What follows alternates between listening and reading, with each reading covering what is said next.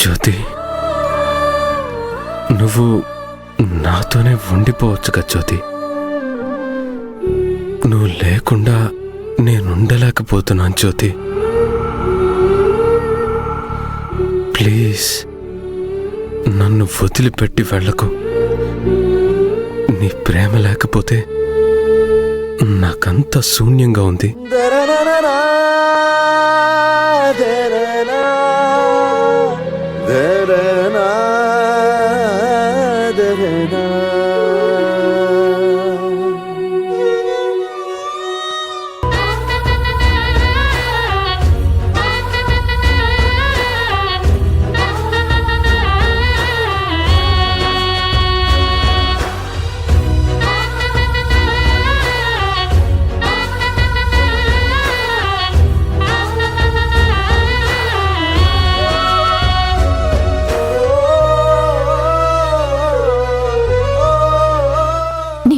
చాలా గొప్పది దొరబాబు. నేను ఎప్పటికీ నీతోనే కలిసి ఉండాలని అనుకున్నాను. కానీ దురదృష్టం వెక్కిరించటం వల్ల నేను మీకు దూరం కావాల్సి వచ్చింది. అనుకోకుండా నేను వర్షాలా ఇక్కడికి రావాల్సి వచ్చింది. మీరు కూడా శారదమ్మ గురించి ఇక్కడికి వచ్చారు. మనిద్దరినీ దూరంగా ఉంచటం ఇష్టం లేక దేవుడే మనల్ని ఒక దగ్గరికి చేర్చాడేమో. నేను జ్యోతి నా కాదాన్ని తెలుసుకోవటానికి మీరు పడుతున్న తాపత్రయం చూస్తుంటే మీ ప్రేమకి ఇలా దూరంగా ఉండాల్సి వస్తున్నందుకు చాలా బాధగా ఉంది. కానీ నేను ఏమీ చేయలేని పరిస్థితిలో ఉన్నాను. ఎందుకంటే వర్షకిచ్చిన మాట నిలబెట్టడం నాకు ముఖ్యం. నేను వచ్చిన పని పూర్తయ్యాక జరిగిందంతా మీకు చెప్పేస్తాను. మిమ్మల్ని బాధ పెడుతున్నందుకు నన్ను క్షమించు దొరబాబు, నన్ను క్షమించు. జ్యోతి, నువ్వు లేని నా జీవితం వృథా జ్యోతి.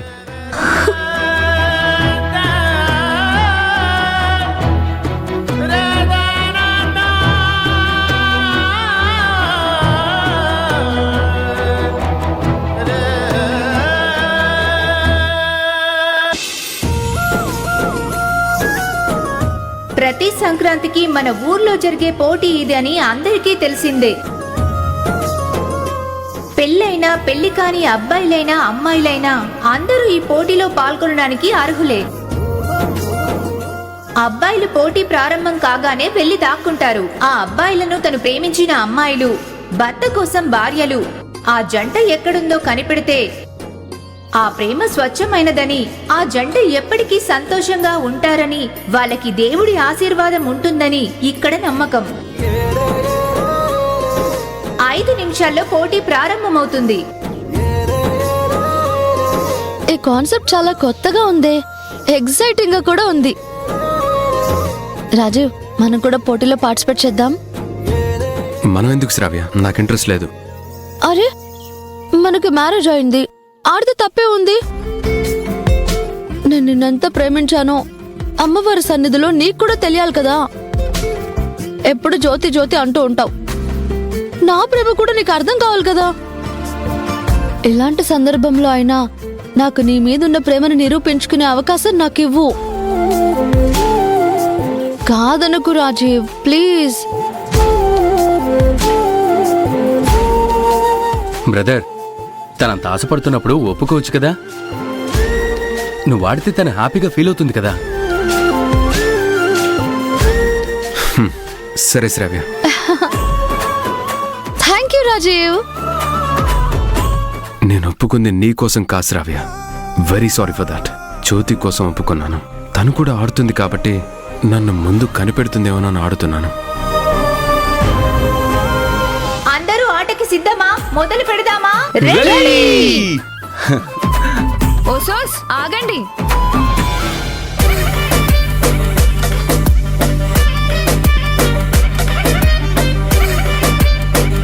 ఇదేంటి, మీనాక్షి ఇక్కడికి వచ్చింది? తను నిన్ను లవ్ చేస్తుంది. తన ప్రేమ నిజమని ప్రూవ్ చేసుకోవడానికి వచ్చినట్టుంది.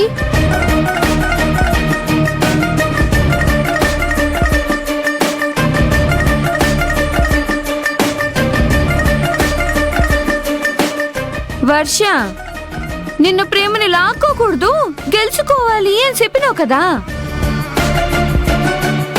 నాను గెలుస్తానని నీతో సాలించి కూడా చేసినాను, అందుకే వచ్చినాను. ఈ ఆటలో రామరాజుని గెలుచుకునేది నానే. నువ్వు సైడ్ అయిపోక తప్పదు.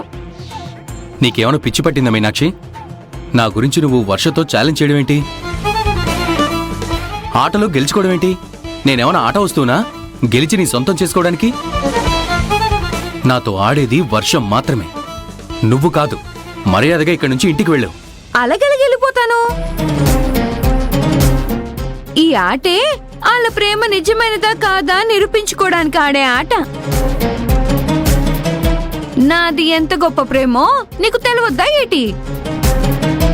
పైగా నిన్న వర్ష ఇంటికొచ్చి ప్రేమించిన వాడి చేత మెడలో మంగళసూత్రాలు పడాలంటే ప్రేమతో మాత్రమే అతన్ని గెలవాలి అని నీతి సూత్రాలు చెప్పేసినది. నానేదో నిన్ను బలవంతంగా లాగేసుకుంటున్నట్టు మాట్లాడేసినది. నువ్వు ఈ అమ్మవారి మహిమని నమ్ముతావు కదేటి? ఎవరైతే దాక్కున్న తన ప్రేమికుని కనిపెడితే ఆ గుంట ప్రేమ నిజమైందని మన ఊరి సెంటిమెంటు. నువ్వు నమ్ముతావు కదా? నమ్ముతున్నాను కాబట్టే నేను ఈ ఆట ఆడుతున్నాను. అదే మాట అంటే. ఆడు, నువ్వెళ్ళి దాక్కో. వర్ష కంటే ముందు నానే నిన్ను కనిపెట్టేస్తాను. అప్పుడు నువ్వు వర్ష నన్ను ఎంత గొప్పగా ప్రేమించినానో, నీకోసం నేను ఎంత ఆరాటపడ్డానో నువ్వు తెలుసుకోవాలా.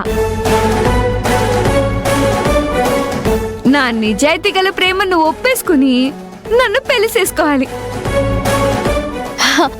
గేమ్ ఇంట్రెస్టింగ్ గా ఉంది అంటే ఈ ఛాలెంజ్ ఇంకా ఇంకా ఇంట్రెస్టింగ్ గా ఉంది. మీ ఇద్దరులో ఎవరు గెలుస్తారో ఖచ్చితంగా చూడాలి. వర్ష, నువ్వేంటి మాట్లాడడం లేదు? గెలుస్తానని మీనాక్షి అంత కాన్ఫిడెంట్ గా చెప్తుంది, నువ్వేం చెప్పవా? ఇందులో నేను చెప్పడానికే ఉంది. ఆట అయ్యాక ఫైనల్ రిజల్టే చెప్తుంది ఎవరు గెలిచారు. ఆ రిజల్ట్స్ నాకే అనుకూలంగా వస్తుంది.